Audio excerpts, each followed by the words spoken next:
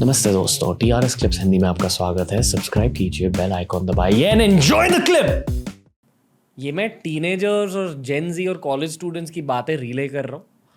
I feel कि ये phone addiction की वजह से, रील्स, शॉर्ट्स और यूट्यूब की वजह से भी और OTT की वजह से लोग अब थिएटर कम जा रहे हैं, जहाँ बॉलीवुड का मैक्सिमम बिजनेस होता है, जितना मैं समझा इस सिचुएशन को। और मैंने कुछ बॉलीवुड प्रोड्यूसर से भी बात की है, जिन्होंने कहा है कि आजकल थिएटर स्पेक्टिकल सिनेमा के लिए जाना जाता है। इसलिए शायद ब्रह्मास्त्र चल रही थी, मार्वल, ठीक है, मार्वल इसलिए चलती है। आप ये मानते हो? This has been a discussion since 2018. I've been reading about it. Okay, Because people were predicting in 2018 that अगर यही रहा, इस जो OTT प्लेटफॉर्म्स आ गए हैं, अगर ऐसे ही चलता रहा तो सिर्फ इवेंट फिल्म्स चलेंगी. This is what they have been quoting now. ठीक है, पर उसके अलावा भी फिल्में चल जाती हैं ना. जो फिजिकल एक्सपीरियंस है उसका कोई रिप्लेसमेंट नहीं है.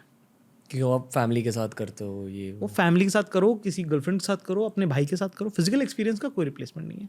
आप कितना भी ऑनलाइन खाना मंगा लें, पर आप जिस रेस्टोरेंट में बैठ के बात करके खाना खाते, वो अनुभव इरिप्लेसेबल है.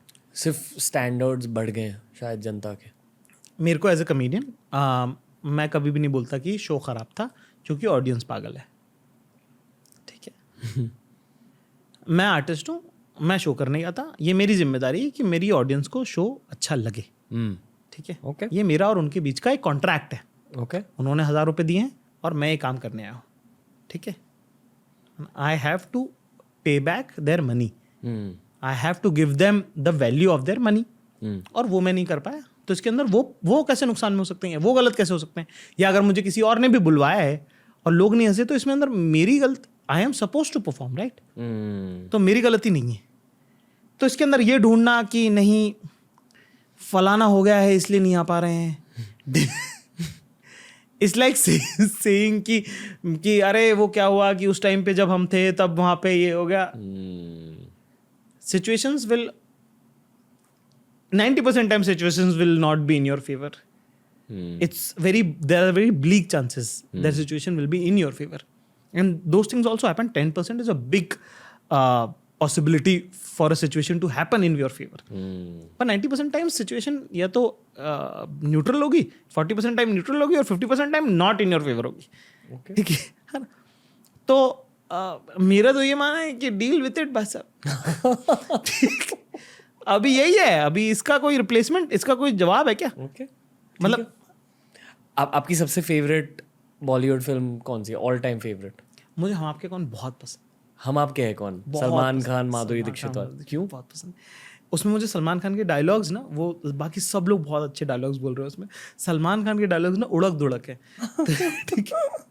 वो फ्लो में नहीं, वो बाकी सब लय में बात कर रहे हो. लय नहीं है. तो मुझे ऐसा लगता था जब मैंने वो फिल्म देखी तब मुझे भी ना बात करना नहीं आता था. तो मुझे लगता था यार ये मेरे जैसा बंदा है, ये इसकी भी बात बोल रहा है ये, पर उसमें ना वेट नहीं आ पा रहा. मेरा भी मन में होता था कि मैं ऐसी को वजनदार बात बोल दूँ, सब लोग की फट जाएगी, क्या बोला है भाई ने, ऐसा ना. पर वो सलमान खान का वो भी, जैसे कि निशा जी आप हमारे लिए जगी क्यों. ठीक है.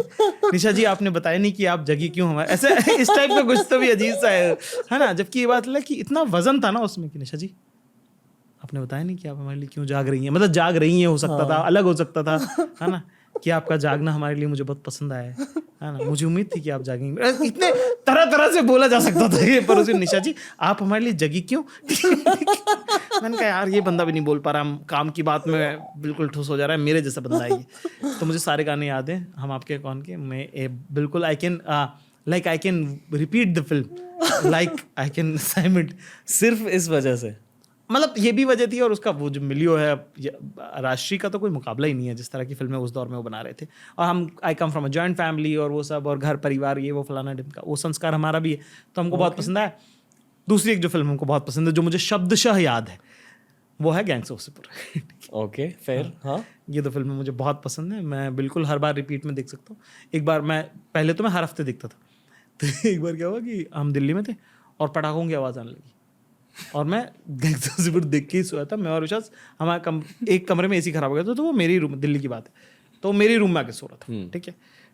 तो मैं उठा और मैंने बोला सब लोग अंदर जाओ, घर पे हमला हुआ है. ठीक है. फिर मैं बाहर गया, मैंने देखा हम 3rd फ्लोर पर रहते थे जंगपुरा में, तो मैंने देखा बगल वाले घर में शादी थी, दुल्हन आई अभी, तो उन्होंने 3 बजे रात को पटाखे जला दिए, दिल्ली बीइंग दिल्ली, है ना।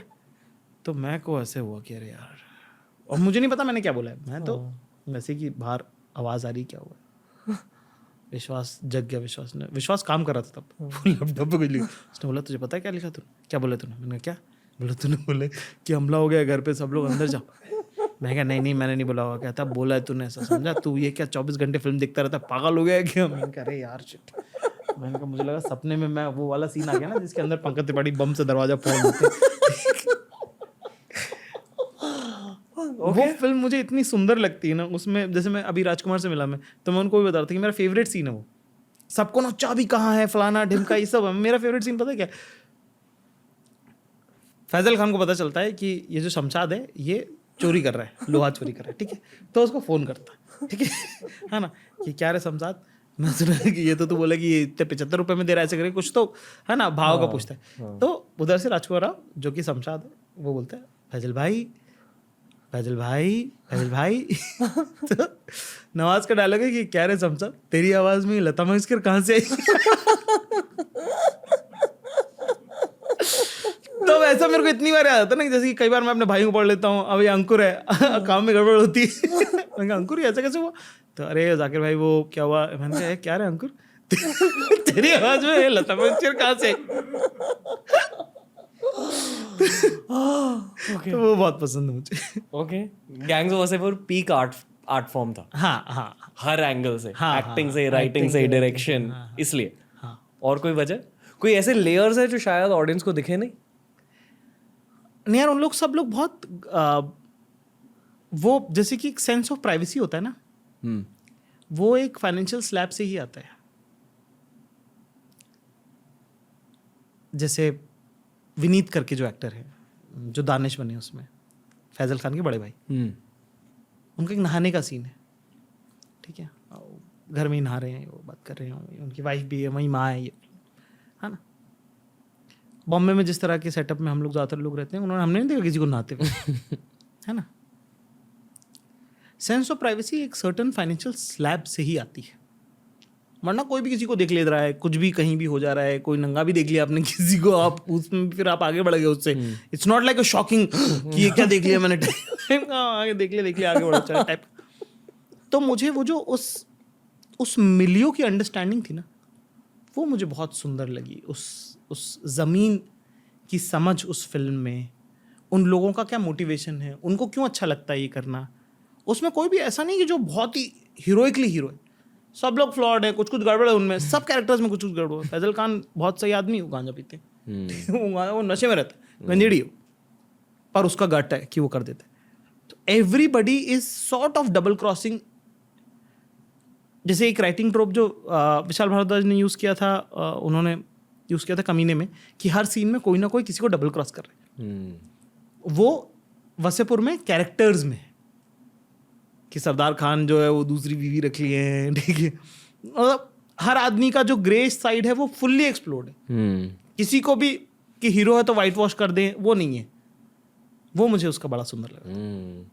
DRS क्लिप्स हिंदी के इस क्लिप देखने के लिए थैंक यू दोस्तों, लव टू यू ऑल। नीचे हमने लिंक किया है इस पूरे के पूरे पॉडकास्ट को, यानी पूरे एपिसोड को, उसके नीचे हमने लिंक किया एक ऐसी प्लेलिस्ट को जिसे देखकर आपको बहुत मजा आएगा।